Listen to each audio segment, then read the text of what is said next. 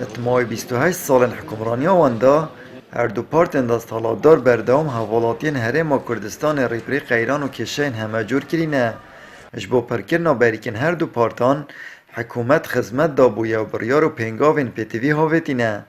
لو محوالاتی جی بوین قربانین گندالی و بازرگانی پکرنه.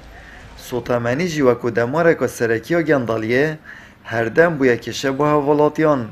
اتنها جی دا دو باره بهای پانزینه گرام بویا. منادا يرتي خدي وكيلة على أساس مع سنة تركيب هالصد دينار بوال كاس هرا بريفانوشت مسارا يرتي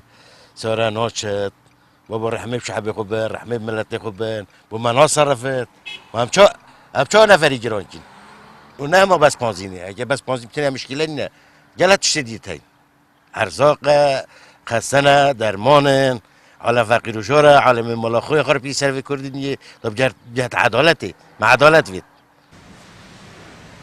نهادا بهای لترکا پانزینا نورمال با 700 دیناران بلند بویه و پیش بینیش تتکرن هشتا بلند ببید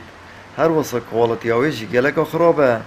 اف چنده جی بویه جه دلگرانی حوالاتیان لقيت شي بونزي خانه جاب 625 جاب 650 جاب 700 يعني هر جاي سعره جا وكواليتي اوجي اجار چنينه يعني اجار از الصناعه جي شولت كم خود روشني هم دو سه تانكا نوگه دوگه آوات دا خیزت دا نوعیت تشتیت دا داخلش پارلمانتارات کن همی بدنگت ما چون گونه برانبری و خلکی برانبری خود ویت اوجی برکه خرابه اوجی تشتکی بکن راست او دیشت پلیت اول گیرید 40 لیتر دیگه ببرام بره هر رو دوای گردن 40 لیتر خود صرف کرد اول گیرید راست فقیره که وکی مچ بکن بلند بونا بهای پانزین کارت کرن توای حوالاتیان کریه تایبت جی شوفرین تاکسی آوان حوالاتیان این که هاتنو چون اب تاکسیت کن وشول جیه ضعیف راستی عرف خوده برا جا اگر آن ورقه دابون وکی بره دابون ما باش بو آن مثلا پایزی خانه بمجدا کر بانه تاکسی ها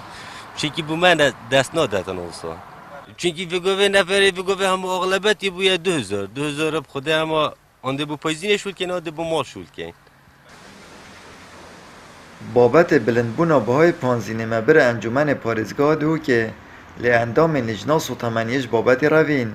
و پهمان شو سروک بادک سوتامنی پارزگاه دو که جی خل بابتی نکره خودان